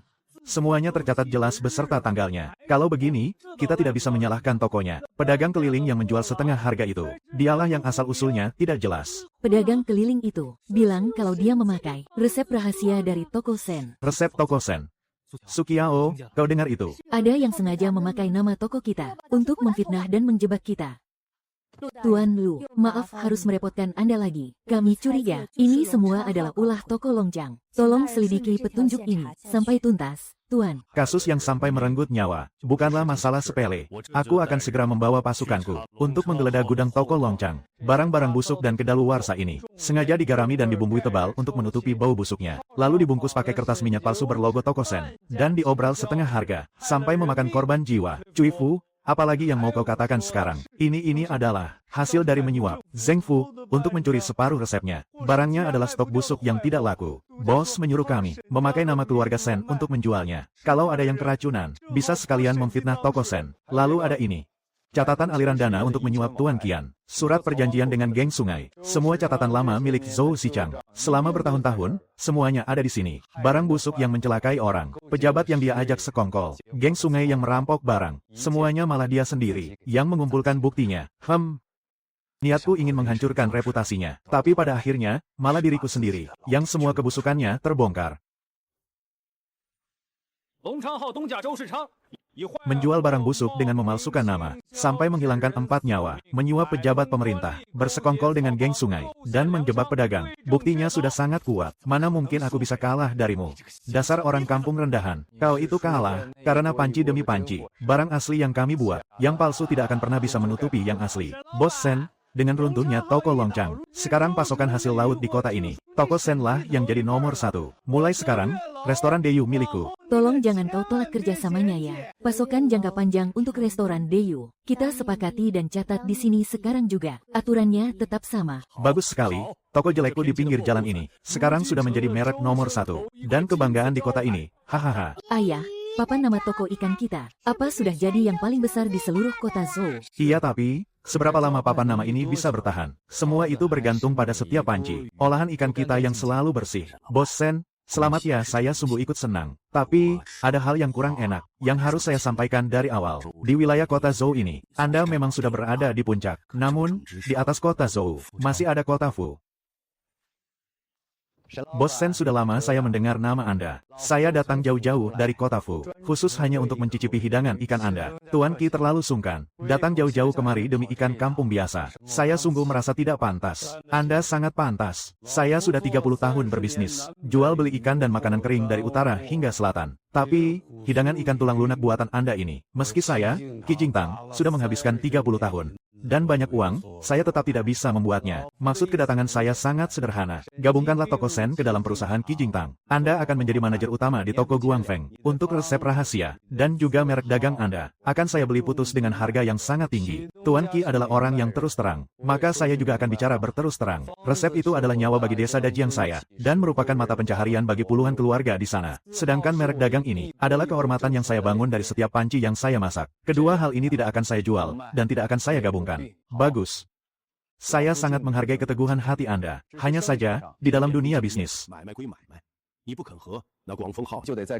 mari kita bersaing secara adil dan terbuka, untuk bertanding melawan toko Sen. Perhatian semuanya. Saudara-saudara sekalian, toko Guangfeng, di kota Zhou ini, kita juga akan buat ikan tulang lunak. Ikan buatan toko Sen memang terkenal enak, tapi yang akan dibuat oleh toko Guangfeng kita, pasti jauh lebih lezat dari punya dia. Bersaing dengan orang tangguh seperti dia baru terasa menantang. Bos Sen, orang dari Guangfeng diam-diam mendatangi pegawai kita. Mereka membujuk agar pindah kerja ke tempat mereka. Mereka menawarkan gaji 3 kali lipat. 3 kali lipat. Loh, Di tempat kerja kita ini, sudah ada beberapa orang yang mulai goyah. Bos, bukannya saya tidak tahu balas budi, tapi tawaran gaji 3 kali lipat itu sungguh. Siapapun yang mau pergi, aku tidak akan melarangnya. Guang Feng memang sanggup memberikan gaji 3 kali lipat, tapi aku akan memberikan kalian sesuatu yang tidak akan bisa dibeli dengan gaji 3 kali lipat itu. Pembagian keuntungan saham. Siapapun yang bekerja 1 tahun penuh di toko Sen, selain menerima gaji pokoknya, kalian juga akan mendapatkan 1 bagian saham kosong sesuai masa kerja kalian. Di akhir tahun nanti, berapapun keuntungan yang didapat toko, kalian semua juga akan ikut merasakannya. Komisi melatih murid. Aku dengan senang hati bersedia mengajarkan keahlianku. Jika kalian berhasil melatih 1 orang murid, dari semua barang yang dibuat murid itu nantinya, kalian berhak mendapat komisi 10%. Makin banyak murid yang kalian ajar, makin banyak juga penghasilan kalian. Makan, berobat, dan hari tua kalian, semuanya dijamin. Kalau ada keluarga kalian yang sedang kesulitan, toko yang akan menalanginya lebih dulu. Dan saat kalian sudah tua dan tidak sanggup bekerja lagi, toko Sen yang akan merawat kalian. Bos, Guang Feng memang berani kasih gaji 3 kali lipat. Tapi di sana, seumur hidup kita cuma jadi kacung suruhan. Sedangkan di tempat Anda, saya adalah salah satu bos pemegang saham. Bos Sen, saya mohon maaf sebelumnya. Bos saya sudah memberikan perintah. Ikan-ikan bagus di seluruh kota telah diborong Guang Feng dengan harga 2 kali lipat. Sepertinya mulai sekarang, ikan-ikan yang besar dan gemuk tidak akan tersisa untuk kedai Sen. Bos Sen, ini cuma ikan-ikan kecil untuk pakan bebek. Anda yakin mau beli ini? Ya. Aku mau sebanyak yang kamu punya. Harganya jauh lebih baik daripada dibuang ke sungai untuk pakan bebek. Guang Feng buang-buang uang demi memborong ikan gemuk, dan malah menyisakan ikan-ikan kecil ini. Semuanya untuk kita. Dia tidak tahu bahwa fondasi utama kedai Sen sebenarnya bukanlah ikan besar, melainkan ikan-ikan kecil buangan ini. Dulu saat aku masih di pelabuhan, aku sukses bangkit juga berkat ikan ini. Guang Feng berebut ikan gemuk, sampai rela saling sikut. Padahal mereka tidak sadar, kalau ikan buangan ini yang paling istimewa. Modal ikan kecil ini sangat murah. Dia habiskan banyak uang demi ikan gemuk. Sementara kita bikin hidangan enak dengan modal kecil. Ikan tulang lunak Guang Feng lagi murah nih. Kualitas terjamin dari kedai tua terpercaya. Dimasak langsung oleh koki andalan. Ayo mampir dan cicipi. Kualitas kedai Sen memang bagus. Tapi bagi rakyat biasa, harga murah itu yang paling utama. Aku akan jual dengan setengah harga. Sekalipun rugi, aku masih sanggup menanggungnya. Bos Sen, pelanggan kita semua telah direbut oleh pihak Guang Feng. Bagaimana kalau kita turunkan harga? Tidak boleh. Kita memang pakai ikan kecil, dan modalnya terbilang rendah. Tapi kalau kita ikut-ikutan Guang Feng, terlibat perang harga, sama saja kita membuang keunggulan kita. Jangan adu modal dengannya. Kita tidak akan kuat melawan kekayaan orang kota. Rasa-rasa ini punya Guang Feng Hao kalau dibanding dengan Senji. Beda jauh. Duri ikan mereka tajam sekali di mulut. Kalau punya Senji, durinya saja renyah. Gurih sekali. Lebih mahal beberapa koin pun sepadan. Dia pakai harga murah untuk merebut pelanggan sementara. Kita gunakan rasa untuk mempertahankan pelanggan seumur hidup. Kalau sudah merasakan yang enak, tidak akan mau pindah ke tempat lain. Harga boleh diadu, tapi rasa tidak bisa bohong. Mau dia bakar uang sebanyak apapun, dia tidak akan bisa menyamainya. Bos, setengah bulan ini kita rugi banyak, tapi pelanggan malah semakin sepi. Warga sekitar bilang, mereka rela membayar lebih mahal beberapa koin, asalkan bisa makan di Senji. 30 tahun sudah, belum ada satupun orang yang bisa membuatku, Qi Jingtan, membakar banyak uang, tapi tidak mendapat hasil apa-apa. Pertarungan kali ini, aku yang kalah. Kalah dari orang sepertinya, aku tidak menyesal. Siapkan hadiah, aku sendiri yang akan berkunjung ke sana. Bos Sen, kedatanganku kemari adalah untuk mengakui kekalahan. Di pertarungan ini, aku, Qi Jingtan, kalah dengan lapang dada. Bos Qi, Anda terlalu berlebihan. Anda bersaing secara sehat, maka kedai Senji milikku akan meladeninya dengan sehat pula, dibandingkan dengan orang yang suka main kotor dari belakang. Bos Qi adalah lawan yang sangat aku hormati. Hahaha. Kalau kita terus bersaing, kau akan menguras pikiran, dan aku akan menguras habis uangku. Daripada kita berdua hancur, lebih baik kita bekerja sama. Jalur dagang toko Guang Feng tersebar di seluruh negeri. Aku pinjamkan ke toko Sen untuk mengirim barang. Resep dan nama besar tokomu tidak akan kusentuh sedikit pun. Kau kirim barang lewat jalurku. Aku dapat ongkos jalannya dengan meminjam nama besarmu. Resep dan merekmu tetap aman, dan barangmu bisa tersebar ke seluruh negeri. Ini sama saja dengan membawa ikan kita, mengirimkannya ke tempat yang tidak bisa kita capai sendirian. Hahaha. Memuaskan sekali. Bos Sen, jalur dagang toko Guangfeng, sudah kubuka seluruhnya untukmu. Ke arah timur ada 6 kabupaten, ke arah selatan ada 8 kota. Asal melihat segel lilin toko Sen milikmu, semua pos dan pelabuhan di sepanjang jalan pasti akan membantu. Kalau cuma mengandalkan satu toko di kota Zhou ini, barang hanya akan semakin menumpuk. Dengan adanya jalur dagang Bos Qi, kita tidak perlu pusing lagi memikirkan pemasarannya. Jalur dagangku yang menguasai setengah provinsi ini, tinggal menunggu ikan-ikanmu lewat. Ikan crispy toko Sen, sampai ke durinya pun renyah. Ayo, semuanya cobalah. Ikan toko Sen, sangat harum, jangan sungkan. Ayo baris yang rapi. Ikannya masih banyak. Kota Lin Sui, Kota Matu. Coba kau lihat ini. Cabang Qinghe melaporkan, dalam 3 hari mereka mengirim 80 guci. Tapi jumlah pemakaian segel lilinnya tidak cocok. Barang yang keluar sebanyak 90 guci lebih. Tapi di pembukuan hanya tercatat 80. Dan juga di kota Lin Sui, buku catatan kesegaran ikannya sudah kosong selama beberapa hari ini. Toko cabang kita buka terlalu cepat. Pegawainya baru semua. Aturannya belum berjalan dengan baik. Dulu waktu di kota Zhou, kita cuma menjaga 1 kuali. Semuanya bisa diawasi secara langsung. Tapi sekarang, jaraknya terpisah ratusan kilometer. Ada puluhan kuali. Kedua mataku ini sudah tidak sanggup mengawasi semuanya. Ayah, apakah ikan milik keluarga kita sudah berenang jauh sekali? Tapi karena dia terbang terlalu cepat, sayapnya belum tumbuh dengan kuat. Tuan Gao, keretaku ini, besok pagi-pagi sekali harus sudah jalan. 20 gucinya sudah disiapkan belum? Telat sehari saja, perjalananku kali ini bakal sia-sia. Besarkan lagi apinya, direbus semalaman itu terlalu lambat, pelanggannya bisa kabur semua. Tapi Tuan Gao, aturan yang ditetapkan oleh bos besar, ikan renyah ini harus dimasak pakai api kecil. Direbus perlahan semalaman, supaya tulangnya jadi renyah. Kalau pakai api besar, kulitnya hancur tapi tulangnya masih keras ini. Di daerah kecil seperti kita ini, siapa juga yang bakal sadar dengan perbedaan sekecil itu? Kalau apinya dibesarkan, dalam sehari, kita bisa produksi 2 kali lipat lebih banyak. Kalau barang cepat keluar, uang juga pasti cepat masuk.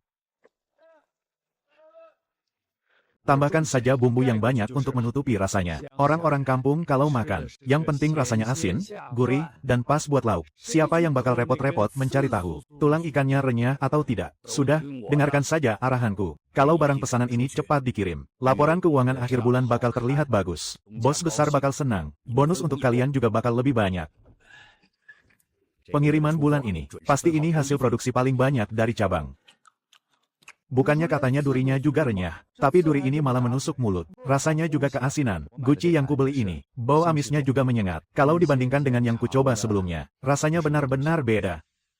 Adik iparku yang di Qinghe mengirim surat dan bilang, kalau ikan buatan keluarga Sen di sana bau amis dan keasinan. Ikan buatan keluarga Sen ini memang sudah tidak seenak dulu lagi. Aku juga dengar begitu. Harganya tetap mahal, tapi rasanya sudah berubah. Siapa juga yang mau beli lagi? Sudah ketahuan, selama setengah bulan ini, cabang Qinghe memproduksi barang 2 kali lipat lebih banyak dari cabang lain. Tapi jumlah kayu bakar yang dipakai, dan waktu merebus ikannya sama sekali tidak masuk akal. Buku catatan pemeriksaan kesegarannya kosong, dan segel lilinnya dipasang sembarangan. Manajer Gao, demi mengejar target produksi, dan supaya laporan akhir bulannya terlihat bagus, Dia berani mengurangi waktu memasak. dia memakai barang murahan untuk menipu. Dia sudah menghancurkan reputasi kita di seluruh wilayah. Nama baik merek keluarga Sen. Zhou Xichang selalu memakai cara kotor. Sementara Bos Qi bersaing dengan jujur. Dia saja tidak bisa menjatuhkan kita. Tapi begitu orang dalam kita sendiri berulah, nama baik kita langsung hancur berantakan. Lalu, kita harus bagaimana sekarang? Laporkan saja, dan pecat dia. Tapi memecat 1 orang saja, si manajer Gao, tidak akan bisa menghentikan kerugian kita. Kita harus turun tangan langsung. Siapkan kereta, kita berangkat ke Qinghe sekarang. Bos, tumben sekali Anda datang langsung kemari. Pengiriman dari Qinghe bulan ini adalah yang paling banyak dari 12 cabang kita. Apinya terlalu besar, tulangnya tidak lunak, rasanya juga tidak pas. Juragan, saya juga melakukan ini demi kedai. Barangnya jadi cepat terjual, pembukuan akhir bulan jadi terlihat bagus. Cabang kita baru bisa buka lebih banyak dan makin laris. Buka lebih banyak dan makin laris. Itu sama sekali tidak membuat kedai Sen mendapat nama baik. Saudara-saudara di Qinghe, beberapa hari ini, yang kalian beli, ikan kedai Sen berbau amis, terlalu asin, dan tajam di mulut. Ini adalah salahku, Sendu, yang tidak menjaga kedai dengan baik. Kedai Sen sudah mengecewakan kalian. Siapapun yang selama setengah bulan ini pernah membeli ikan di kedai Sen cabang Qinghe, bawalah kendi dan bungkus kertas minyaknya kemari. Semuanya akan dikembalikan uangnya secara penuh. Dan ikan dari tungku baru milikku ini akan kubagikan agar kalian bisa mencicipi seperti apa rasa asli dari kedai Sen. Kalau pedagang membuat kesalahan, biasanya mereka menutup-nutupinya. Baru kali ini kulihat ada juragan yang rela rugi dan mengakui kesalahannya di tengah jalan. Benar sekali, ini baru rasa yang pas. Bahkan tulangnya pun lumer di mulut. Ternyata ikan yang sebelumnya itu memang tidak dibuat sesuai standar. Saat kedai kita tersebar hingga ratusan mil jauhnya, kedua mataku ini tidak bisa mengawasi semuanya. Kalau tidak bisa diawasi, aku harus membuat seperangkat aturan yang bisa mengawasi untukku. Soal kejadian di Qinghe, kalian semua pasti sudah dengar. Kupanggil kalian kembali hari ini, bukan untuk menghukum siapapun, tapi untuk menegaskan kembali aturannya. Aturan ini harus ditegakkan dengan ketat. Barulah kedai Sen bisa bertahan lama. Pertama, kepemilikan saham dan pembagian untung terikat dengan tanggung jawab. Dulu, punya saham artinya dapat bagi hasil di akhir tahun. Mulai sekarang, cabang manapun yang bikin barang jelek sampai merusak nama baik, yang pertama kali dipotong adalah saham milik kepala tokonya sendiri. Sistem guru dan murid, ada bagi hasilnya demi menjaga kualitas. Soal besarnya api untuk membuat ikan crispy, dan trik menghilangkan bau amisnya, hanya boleh diajarkan langsung oleh sang guru ke muridnya. Langkah demi langkah, harus lulus ujian dulu baru boleh masak di dapur. Kalau ngajarnya asal-asalan, sampai hasil kerjanya buruk, sang guru juga harus ikut tanggung jawab. Ketiga, pembukuan dan stok barang harus jelas. Ini berlaku di setiap cabang. Sistem pembukuan yang dibuat oleh kepala toko su ini. Setiap stoples ikan dimasak di hari apa, berapa lama waktu masaknya, siapa yang mengecek kesegarannya, dan siapa yang menyegelnya. Semuanya, satu persatu, harus dicatat. Mulai saat ini, cabang yang catatan dan stok barangnya tidak jelas. Tidak usah tunggu ada masalah, langsung tutup saja. Bos, kalau resep tulang lunaknya disalin jadi beberapa rangkap, lalu ditaruh satu di setiap cabang, apa kita tidak perlu takut lagi? Kalau cita rasanya akan berubah, resep yang ditulis di atas kertas, kertasnya bisa hilang atau dicuri. Resep yang sesungguhnya tidak ada di kertas, melainkan di dalam hati. Kalau kesetiaan orangnya bisa dijaga, resep itu tidak akan hilang. Bos Sen, aku ini pedagang lintas daerah, jadi informasiku lumayan cepat. Baru-baru ini aku dengar, bahkan di kediaman para bangsawan ibu kota, pengurus belanjanya pun ikut mencari tahu soal ini. Oh, ya. Maaf bertanya, apakah benar ini, Bos Sen dari toko Sen?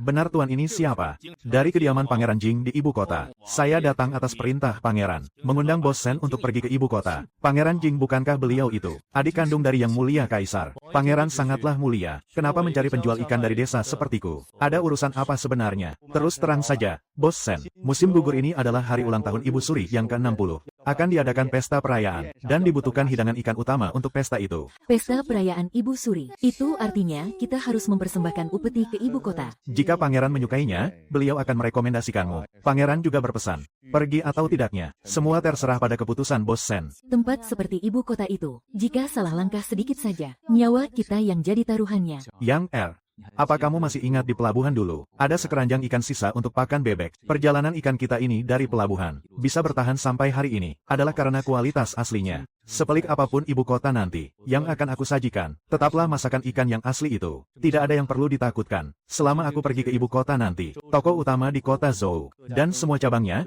aku serahkan pada kalian. Kalian semua sudah tahu aturannya. Bos Sen, pergilah dengan tenang. Siapapun yang berani saat kau tidak ada, berbuat curang, aku orang pertama yang tidak akan memaafkannya. Ibu kota itu seperti apa ya? Apakah lebih besar dari kota Zhou? Jauh lebih besar dari kota Zhou. Ayah akan membawamu ke sana, biar kamu juga bisa melihat ikan-ikan kesayangan ayah. Sejauh apa perjalanan yang harus mereka tempuh? Lalu, apakah ikan-ikan itu akan diberikan untuk dimakan orang-orang di ibu kota? Akan disajikan untuk pesta ulang tahun seorang nenek.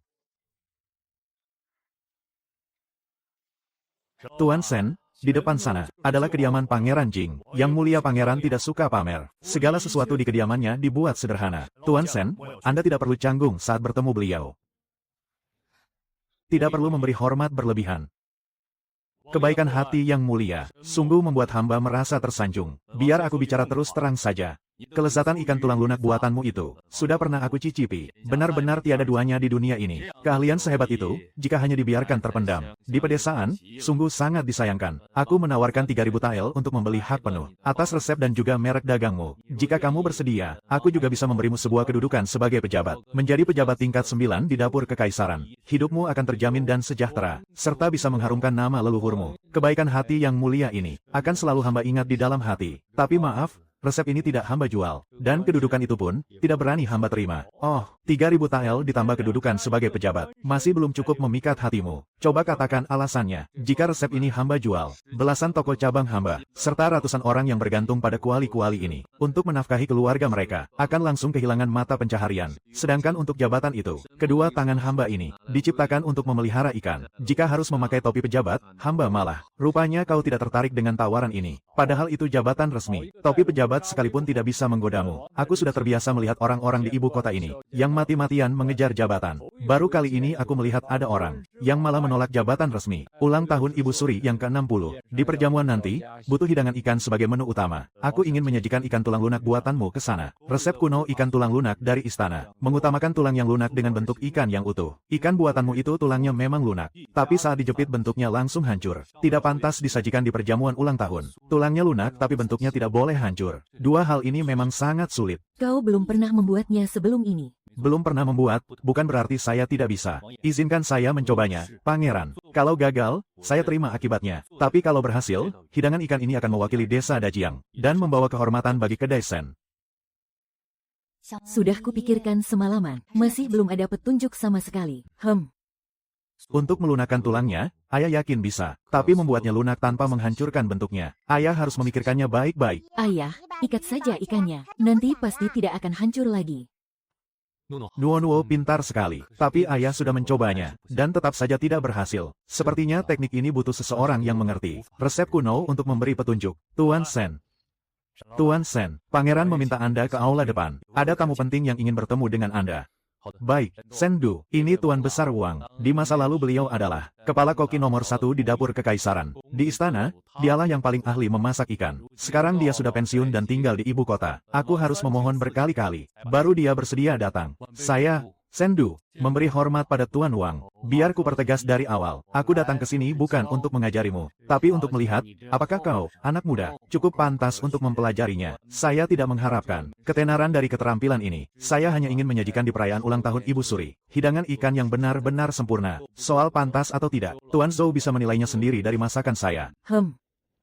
Membersihkan sisik, membelah perut, membuang insang, sampai mengelupas selaput hitamnya. Keterampilanmu lumayan juga. Di desa seperti ini, siapa yang mengajarimu? Saya mencobanya berulang kali. Wajan demi wajan, aku sudah bertahan di istana selama 50 tahun. Sudah banyak melihat orang yang suka mencari jalan pintas. Tapi kau, anak muda, tidak gila jabatan dan tidak gila ketenaran. Ketulusan ini jauh lebih langka daripada keterampilanmu. Metode kuno untuk melunakkan tulang ikan, agar tulangnya lunak tanpa merusak bentuk ikan. Kuncinya cuma satu, gunakan api besar dan api kecil secara bergantian. Di sela-sela itu, ikan harus diangkat dan ditiriskan sampai dingin. Proses angkat dan celup ini akan mengunci bentuk ikannya, dan tulangnya bisa benar-benar lunak sampai ke dalam.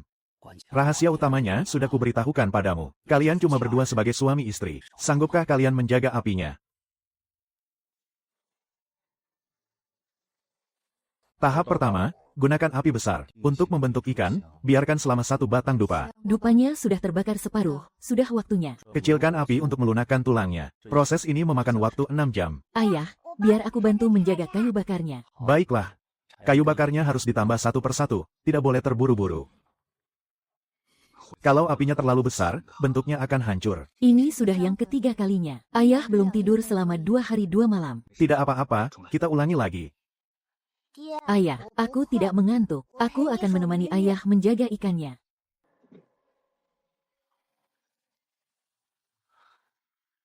Bagus sekali. Akhirnya berhasil. Akhirnya berhasil juga. Sebentar lagi yang akan disajikan ke hadapan yang mulia adalah hidangan yang satu ini. Sendu, apa kau gugup? Tidak. Ikan ini, dari mulai di dermaga, terus kumasak sampai hari ini. Rasanya tetap sama, disajikan untuk siapapun, tetap ini hidangannya. Ikan ini langsung lumer di mulut.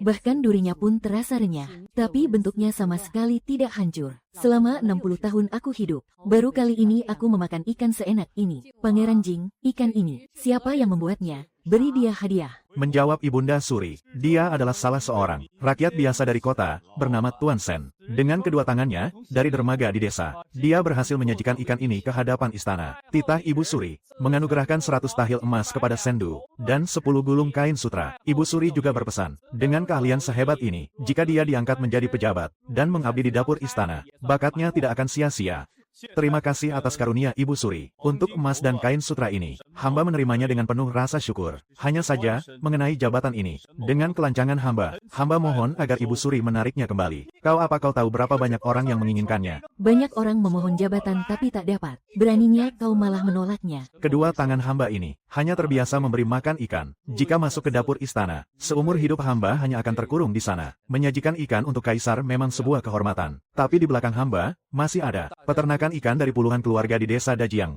belasan cabang toko, serta mata pencaharian ratusan orang. Hamba tidak berani serakah menerima kehormatan ini. Hamba hanya ingin pulang, melanjutkan ternak ikan dan membimbing warga desa. Akhirnya hari yang dinanti tiba juga. Hadiah dari Ibu Suri pun kau tolak. Emas dan sutra hamba terima dengan rasa tak pantas. Namun hamba memberanikan diri. Ingin memohon satu hal pada Yang Mulia. Katakanlah. Hamba ingin memohon pada Yang Mulia, untuk peternakan ikan Tokosen, dan untuk warga desa Dajiang, meminta sebuah titah perlindungan. Titah perlindungan. Hamba hanyalah orang desa, yang merintis dari dermaga hingga ke hadapan kaisar. Hanya mengandalkan barang yang jujur, selama pembukuan dan barang Tokosen jelas, dan tidak merugikan satu orang pun. Jika ada pemeriksaan dari pemerintah, hamba harap bisa diberi sedikit keadilan. Jangan biarkan kami dihukum tanpa sebab. Seluruh orang di ibu kota, jika mendapat hadiah dari Ibu Suri, pasti akan memohon kenaikan pangkat. Tapi kau malah memohon perlindungan untuk sebuah bisnis. Kau ini sungguh luar biasa. Ucapan ini, aku yang akan menyebarkannya untukmu. Kelak siapapun yang melangkah masuk ke Tokosen, begitu mendongak akan langsung melihat dua kata ini. Dua kata dari Yang Mulia ini, nilainya lebih berat dari ribuan gunung emas dan perak. Hamba pasti akan menjaganya dengan baik, dan tak akan berani menodainya. Jiawer, apa ibu kota itu menyenangkan? Sangat menyenangkan. Di dunia ini tidak ada tempat yang lebih bagus lagi. Sebagus apapun ibu kota, itu tetaplah tempat orang lain. Akar kita ada di dermaga. Toko di ibu kota sudah kita serahkan kepada orang terpercaya untuk menjaganya. Sudah saatnya kita pulang. Ayah, banyak sekali orang. Bos-bos Sen, Anda sudah kembali.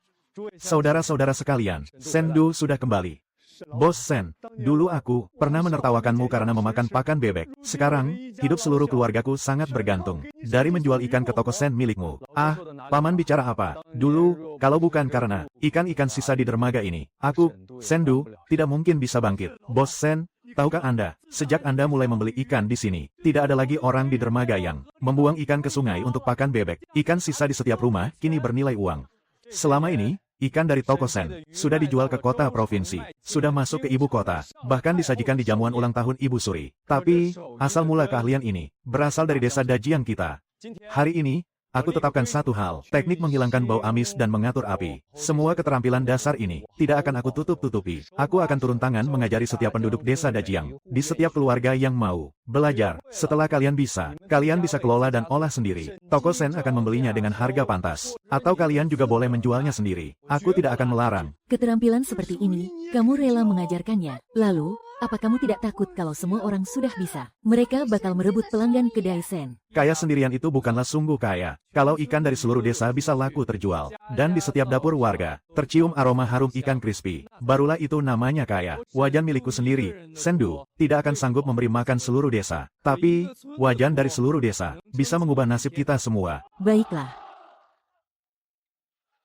Semuanya, kerjakan dengan teliti. Ingat aturan yang diajarkan kedai Sen. Bersihkan selaput hitamnya sampai bersih, dan buang urat amisnya dengan rapi. Ikan yang berasal dari desa Dajiang kita ini, tidak boleh merusak nama baik kita. Kak Mei Niang, dulu, kamu yang paling keras mengejek. Bos Sen, kan? Biar dulu aku sering mengomel. Tapi kalau orangnya memang hebat, aku yang pertama mengaku salut. Sekarang, berkat keahlian ini, suamiku itu sudah tidak perlu pergi bertani lagi. Kerjanya cuma melayaniku di rumah saja.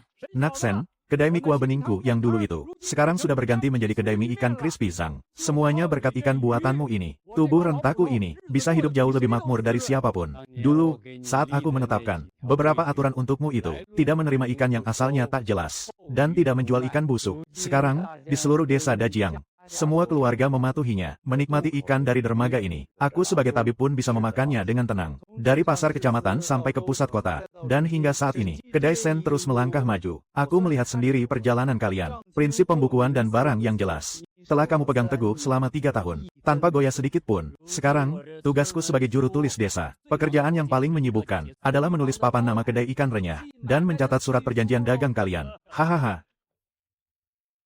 Buku catatan ini, mulai dari Hello Gen, setong ikan campur pertama dari keluarganya, mulai dicatat. Aku masih menyimpan semuanya. Ikan campur Hello Gen, 160 tahil. Dari keluarga Zhao Meiniang, setengah keranjang ikan kecil. Panen ikan tambak dari Juragan Wang. Kiaoer, kamu masih ingat pertama kali, malam saat kita memasak ikan itu, panci pertama yang kita jaga sampai fajar. Aku bilang, yang mereka lihat adalah sisa pakan bebek, tapi yang aku lihat adalah nyawa kita. Aku ingat. Waktu itu aku pikir, ikan ini hanya menyelamatkan nyawa keluarga kita. Sekarang aku baru sadar, ikan ini menyelamatkan nyawa seluruh desa.